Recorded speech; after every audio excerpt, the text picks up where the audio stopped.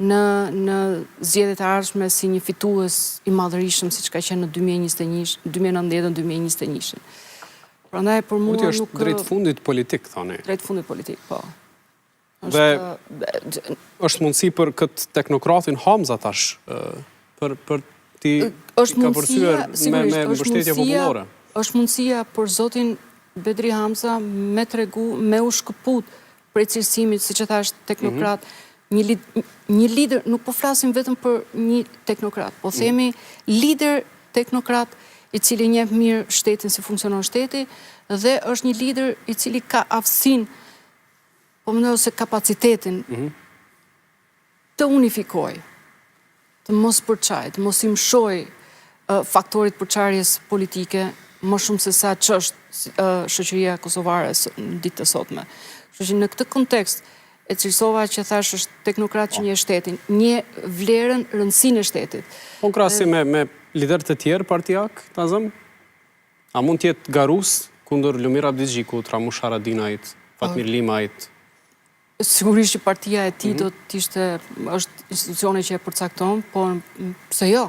Përderisa ka qenë, cilësova ka qenë ministër ka qenë dhe Lumir Abdixhiku, ka qenë Haradinaj ka qenë kryeministër. Të gjithë janë në garë për pozitën. Tani, është menduar mirë, kur është zgjedhur figura e Hamzës është menduar mirë.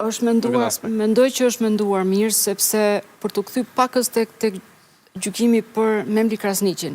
Sigurisht që PDK-ja në momentet kur Memli Krasniqi erdhi në pushtet, ishte përballë me traumën politike të largimit të liderëve të vet për në Hag. Kështu që ishte një parti në goxha e coptuar, e copzuar, e fragmentizuar. Dhe Memli Krasniqi, pajtohem, nuk e ka pas të lehtë të unifikoj një elektorat, një parti, një institucion i cili kishte qenë kaq vite në pushtet me legasinë e luftës e tjerë.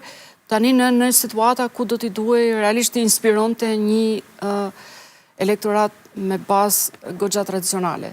Kështu që në këtë kontekst mendoj dhe gjykoj që Krasniqi ka qenë i suksesshëm përderi në momentin që e ka sjell partinë për të zgjedhur një kandidat si një kryetar si Bedri Hamza.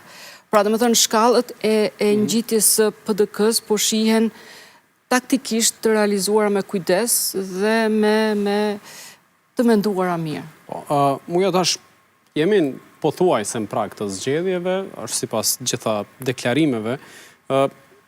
Ja vlen të krahasojmë figurat politike potenciale që garojnë për të parin e qeverisë. Hamza, po them kështu versus Kurti ose liderët e tjerë partijak.